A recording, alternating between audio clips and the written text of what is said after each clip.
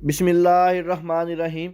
आज की इस वीडियो में हम डिस्कस करेंगे जो 10th क्लास फिज़िक्स के लॉन्ग क्वेश्चन की पेयरिंग स्कीम है कि इस दफ़ा जो आपके बोर्ड के इम्तिहानात होने हैं इसमें जो लॉन्ग क्वेश्चन है, आपके जो टोटल लॉन्ग क्वेश्चन होते हैं फिज़िक्स के पेपर में 10th क्लास के, ये क्वेश्चन नंबर 5, 6 और 7 इन तीनों के नाम से होते हैं। और यहाँ पे हर जो सवाल है, जैसे क्वेश्चन नंबर 5 है, इसके भी दो पार्ट होंगे, ए और बी। क्वेश्चन नंबर 6 के भी दो पार्ट होंगे, ए और बी। और क्वेश्चन नंबर 7 के भी दो ही पार्ट होंगे, ए और बी। टोटल जो सवाल होंगे वो तीन होंगे।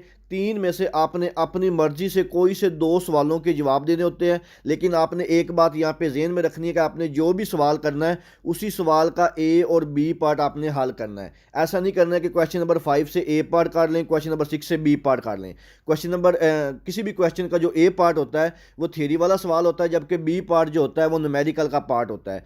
तो आज हम इस वीडियो में डिटेल से डिस्कस करेंगे कि दाहम कला फिजिक्स के वो कौन से चैप्टर हैं जिनमें से इस दफ़ा जो है वो थ्योरी का सवाल पूछा जाएगा, और कौन से वो चैप्टर हैं जिनमें से न्यूमेरिकल का सवाल पूछा जाएगा। और जो स्लो लर्नर है, यानी कि जो कमज़ोर और थोड़े से नालायक बच्चे होते हैं, उनके लिए भी एक अलहदा से स्कीम है कि वो कौन से सिर्फ 4-5 चैप्टर करके फिजिक्स में जो 100% नंबर हासिल कर सकते हैं। तो सबसे पहले हम बात करते हैं क्वेश्चन नंबर 5 की, जो सबसे पहला लॉन्ग क्वेश्चन होता है।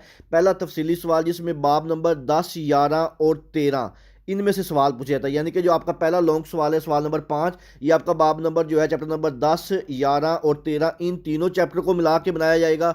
अगर जो अच्छे बच्चे हैं वो कोशिश करें कि इन तीनों बवाब को जो है वो अच्छी तरह तैयार करें, यानी कि जो जो तीनों चैप्टर हैं इनके न्यूमेरिकल भी अच्छी तरह तैयार कर लें और जो थ्योरी के सवाल है अच्छी तरह तैयार कर लें। अगर हम पास पेपर को अच्छी तरह पड़ताल करें उनके जो सारे हैं 5 साल पेपर की, तो वहाँ से देखा जा सकता है कि जो बाब नंबर 10 और 11 हैं इसमें से थ्योरी का सवाल आता है, और जबकि जो बाब नंबर 13 है इसमें से न्यूमेरिकल आता है। यानी कि जो 80 से 90% चांस है कि 11वें और 10वें चैप्टर से थ्योरी वाला सवाल आएगा, जबकि जो आपका 13वां चैप्टर है इससे न्यूमेरिकल पूछा जाने का इम्कान है। तो जो अच्छे बच्चे हैं वो कोशिश करें कि इन तीनों चैप्टर के न्यूमेरिकल और थ्योरी तैयार कर लें, और जो थोड़े से स्लो लर्नर हैं वो सिर्फ बाब नंबर 10 और 11 में से थ्योरी वाला सवाल कर लें, जबकि जो बाब नंबर 13 है इनके न्यूमेरिकल को तैयार कर लें। इसके बाद हम बात करते हैं नेक्स्ट लॉन्ग क्वेश्चन की। नेक्स्ट जो लॉन्ग क्वेश्चन होगा वो क्वेश्चन नंबर 6 के नाम से होता है आपके फिजिक्स के पेपर में। इसके भी दो ही पार्ट होते हैं, ए और बी पार्ट। ए पार्ट थ्योरी का होता है, बी पार्ट न्यूमेरिकल का होता है।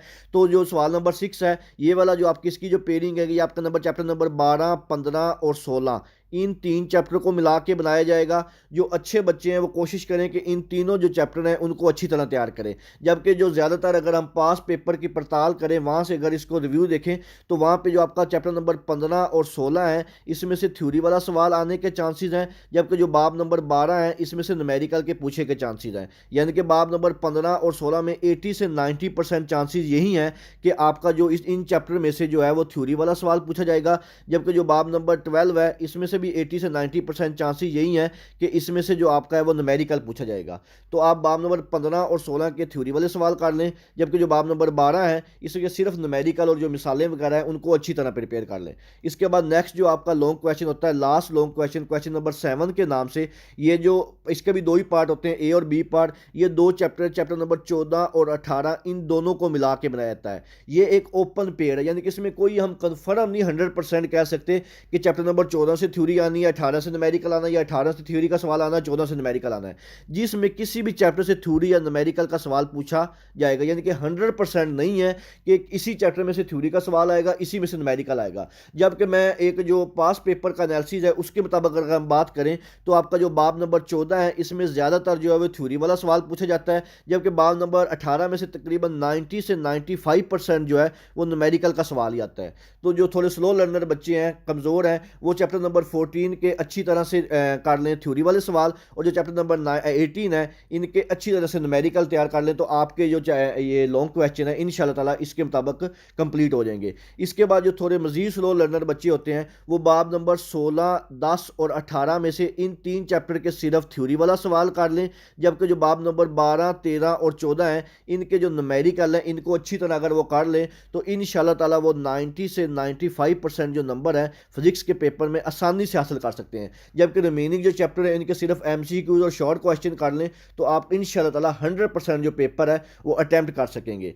तो ये आपकी थी 10वीं क्लास फिजिक्स की ऑफिशियली जो बोर्ड की स्कीम है इस दफ़ा जो फॉलो की जाएगी। बाकी जो सब्जेक्ट की स्कीम है वो ऑलरेडी मेरे यूट्यूब के चैनल मोहम्मद वकास नवाज पे अपलोड की हुई है। इसके अलावा अगर स्कीम के मतलब कोई भी सवाल हो आप मुझसे कमेंट सेक्शन में पूछ सकते हैं। जबकि आपके जो इंपॉर्टेंट लॉन्ग क्वेश्चन है और शॉर्ट क्वेश्चन और गेस्ट पेपर है इंशाल्लाह ताला कुछ ही दिनों में मेरे चैनल पर अपलोड हो जाएंगे। दुआओं में याद रखिएगा। जज़ाकल्लाह। अल्लाह हाफिज़।